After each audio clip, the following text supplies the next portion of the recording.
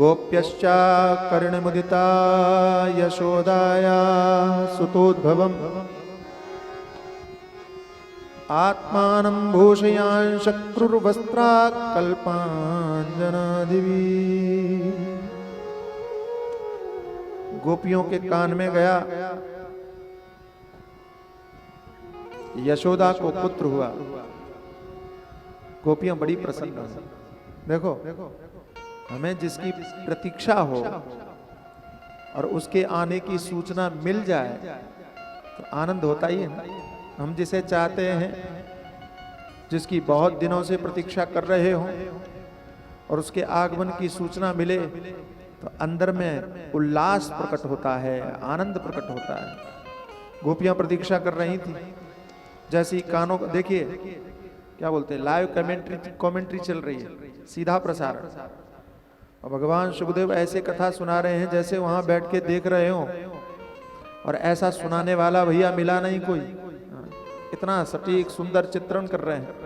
हमारे पूज्य चरण गुरुदेव भगवान कहते हैं कि कथा ऐसे सुनाओ कि दिखने लगे। आई बात समझ में?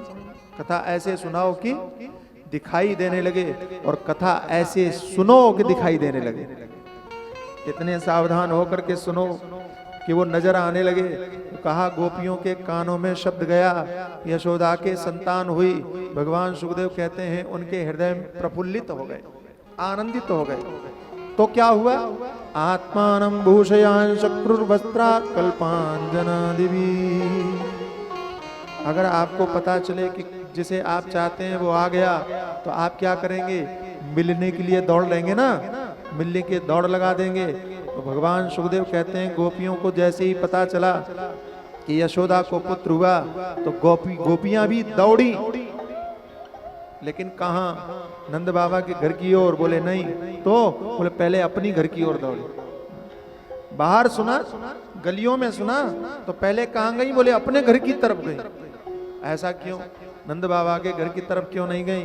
भगवान सुखदेव कहते हैं घर में इसलिए गई, आत्मानं भूषयान् शक्रुवस्त्राकल्पाञ्जनादिवी।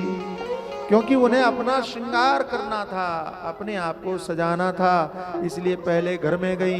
नंद बाबा के घर में बाद में गई। बात कुछ समझ में आई आपको? नहीं आई। देखो, परम वीतराग भगवान सुखदेव जो कौपीन धारण करके और कथा सुना रहे हैं महाराजा परीक्षित को। अद्भुत दृश्य है, कल्पना से परे दृश्य है। परम वीतराग हैं भगवान सुखदेव, और वर्णन क्या कर रहे हैं कि गोपियों ने श्रृंगार किया। कैसा श्रृंगार किया वो भी बताया।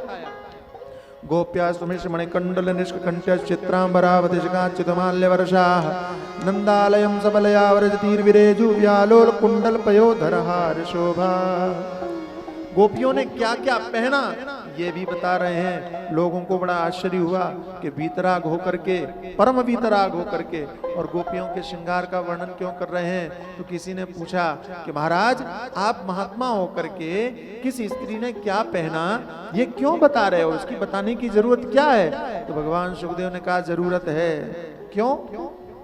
इसलिए जरूरत है कि संसार की महिलाएं, संसार की स्त्रियां श्रृंगार करती हैं दुनिया को दिखाने के लिए, लेकिन गोपियों ने श्रृंगार किया भगवान को रिझाने के लिए। भगवान